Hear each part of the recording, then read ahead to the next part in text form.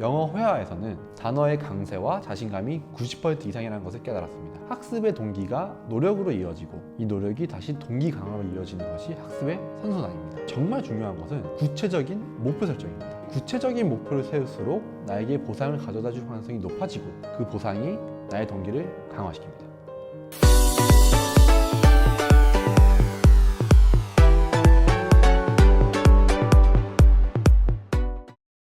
안녕하세요.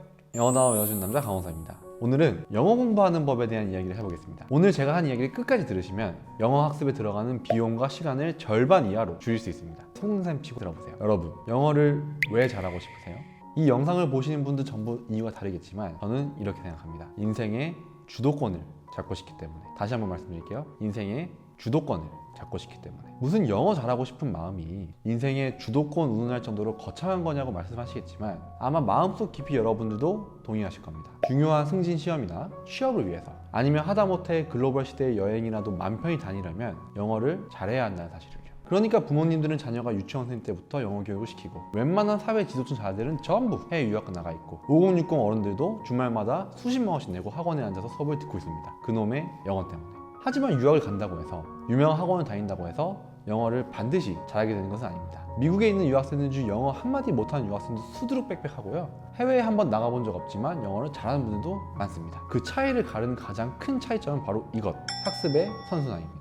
저는 학습자들의 학습 성공 여부를 결정하는 두 가지 요소로 동기와 노력을 꼽습니다. 학습의 동기가 생겨 노력을 하고 노력을 했을 때 원하는 결과가 나오면 다시 새로운 목표가 생겨 동기부여가 됩니다. 이렇게 학습 동기와 노력이 서로를 강화해 주는 것을 저는 학습의 선순환이라고 부르는데요. 저 같은 경우는 초등학교 4학년, 5학년, 1년 9개월 정도 미국에서 살다 왔습니다. 하지만 영어 회화 실력이 좋은 편이 아니었습니다. 왜냐하면 미국에 처음 갔을 때는 말이 통하지 않고 환경이 낯설어서 성격이 내성적으로 변하고 말을 잘 안 하게 되기 때문인데요. 해외여행 처음 갔을 때 떠올려 보세요. 갑자기 과묵해지고 싶고 예스맨으로 변하고 싶지 않나요? 평소에 아무리 말이 많고 자기 주장이 강한 한국인도 해외에만 처음 딱 가면 얌전해집니다. 저도 그랬습니다. 영어는 알아듣지 못하고 친구들과는 어울리고 싶다 보니 주로 강제로 듣는 역할을 많이 했습니다. 그러다 보니 회화 실력이 늘지 않았는데요. 안타깝게도 말문이 트일 즈음에 미국의 9.12 테러가 발생하며 외국인 체류에 대한 심사가 엄격해지고 결국 비자 연장이 되지 않으며 서둘러 한국에 귀국하게 되었습니다.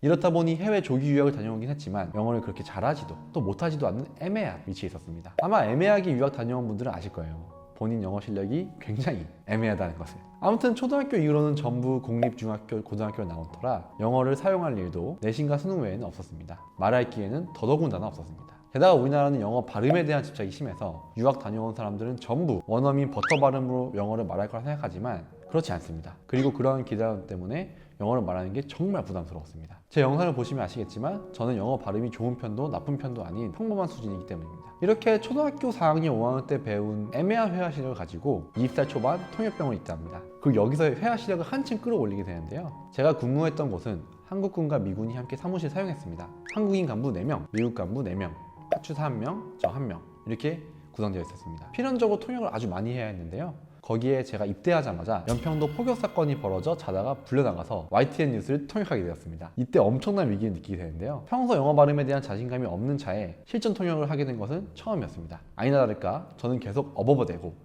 미군은 물어보고 저는 답변하지 못하는 상황이 이어졌습니다. 그렇게 제 첫 통역은 저에게 아주 처참한 경험을 안겨주었는데요. 그 일이 있고 난 후 저는 통역을 정말 잘하고 싶다는 생각이 들었습니다. 한국군 상사, 대위, 소령, 중령님 그리고 미군 하사, 원사, 대령님 앞에서 한 번 더 어버버 때리면 군생활 큰일 나겠구나, X겠구나라는 위기감이 컸습니다. 아무튼 그날 이후로 저는 두 가지 목표를 정했습니다. 하나는 발음, 하나는 어휘였는데요. 발음을 교정하기 위해 무조건 따라했습니다. 미군들의 발음을 전부 따라하였고 Hi, How are you? 부터 다시 시작했습니다. 따라하다 보니 영어 회화에서는 단어의 강세와 자신감이 90% 이상이라는 것을 깨달았습니다. 그것을 깨닫자 제가 말했을 때 못 알아듣겠다는 표정을 짓는 미군들이 현저하게 줄어들었습니다. 그리고 그것을 느끼자 저는 더 떠들고 싶어졌고 이때 많은 미군 친구들을 사귀며 자연스럽게 회화 실력을 늘리게 됩니다. 두 번째는 어휘였습니다. 회화 실력이 그렇게 없는 게 아닌데도 어버버된 이유를 생각해보니 대륙간 탄도미사일, 북한군 도발, 심리전, 삐라, 정보 비대칭 등 평소 듣도 보도 못한 군사 용어들이 난무했기 때문입니다. 대륙간 탄도미사일이 ICBM인데요. 어떻게 읽을까요? 인터컨티넨탈 볼리스틱 미사일인데요. 이렇게 발음하면 아무도 알아듣지 못합니다. 제대로 발음을 하면 Intercontinental Ballistic Missile, 미사일이 아니고 Missile 이라고 발음해야 알아듣습니다. 이러한 차이들이 저를 굉장히 헷갈리게 하였는데요. 심지어 미국 포스타 장군이 방한을 해서 경호 임무를 수행하기 위한 회의를 할 때 장군이 묵을 호텔에 K9 군견을 배치한다고 하였습니다. 저는 당시 K9이라는 단어를 알고는 있었지만 실제 대화에서는 처음 들어봤습니다. 따라서 이거를 한국 탱크 K9 자주포로 알아들었습니다. 통역은 해야 되는 상황이고 20명의 간부님들이 저를 쳐다보는 상황에서 전 속으로 서울 시내 호텔에 미국 장군이 온다고 탱크를 배치한다고? 이게 내가 제대로 들은 게 맞나? 라는 생각이 들기 시작했습니다. 식은땀이 줄줄 흐르는 상황에서 저는 결국에 장군님이 묵는 호텔에 K9을 배치한답니다 라고 통역을 했습니다. 워낙 삼엄한 회의여서 아무도 반문하지 못하였지만 제가 통역을 끝나고 나서 미군들에게 물어보니 군견을 의미하는 K9이었습니다. 지금 생각해보면 정말 웃지 못할 해프닝이었습니다. 아무튼 그날 이후로 저는 필사적으로 군사 용어를 공부해야겠다는 생각에 한 손에는 군대에서 나눠주는 야전규모 영어 단어집과 다른 한 손에는 YTN 뉴스 스크립트를 들고 이것을 매일 번역하며 미군들과 대화했습니다. 이렇게 빡센 이등병 생활을 보내고 나니 회화와 통역에 자신이 생겼고 이후에는 대부분의 통역을 도맡아 하며 더욱 실력을 갈고 닦게 되었는데요. 덕분에 한국 장성급 회의 통역도 맡게 되고 간부님들과도 사이가 돈독해져서 말년 휴가를 20일 넘게 나갈 수 있었습니다. 이렇게 학습의 동기가 노력으로 이어지고 이 노력이 다시 동기 강화로 이어지는 것이 학습의 선순환입니다. 여기서 정말 중요한 것은 구체적인 목표 설정입니다. 제가 회화 실력이 늘 수 있었던 이유는 미군들이 내 발음을 알아들을 수 있도록 하자라는 목표와 군사 용어를 익혀야겠다라는 구체적인 목표가 있었기 때문입니다. 발음을 알아듣게 하기 위해 발음을 따라했고 또한 단어의 강세를 파악했습니다. 거기에 군사 용어를 익혀서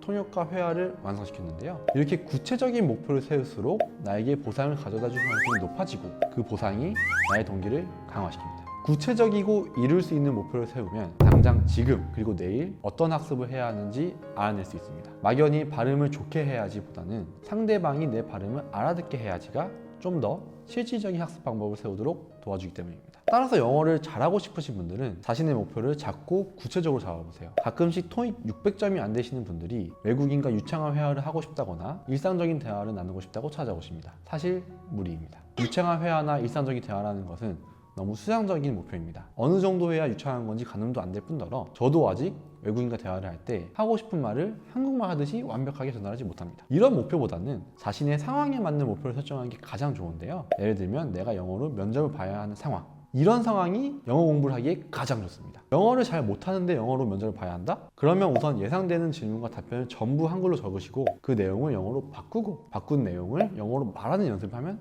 됩니다. 이 과정에서 주변 사람이나 선생님들께 답변 내용을 교정받으면 장문 실력도 늘고 그것을 말하는 연습까지 하다 보면 회화 실력도 늘어납니다. 이렇게 영어를 통해 무엇을 하겠다는 구체적인 목표가 있고 거기에 맞는 영어 실력을 늘려나가는 것이 가장 이상적입니다. 다음 영상에서 구체적인 목표를 설정하는 방법에 대해 다루겠습니다. 영상 아래 댓글에 여러분이 가지고 있는 영어 학습 목표를 알려주세요. 제가 보고 좀 더 구체화가 필요한지 여부를 알려드리겠습니다. 이상으로 영어 공부 아무리 열심히 해도 구체적인 목표가 없으면 소용없다 편 마치겠습니다. 감사합니다.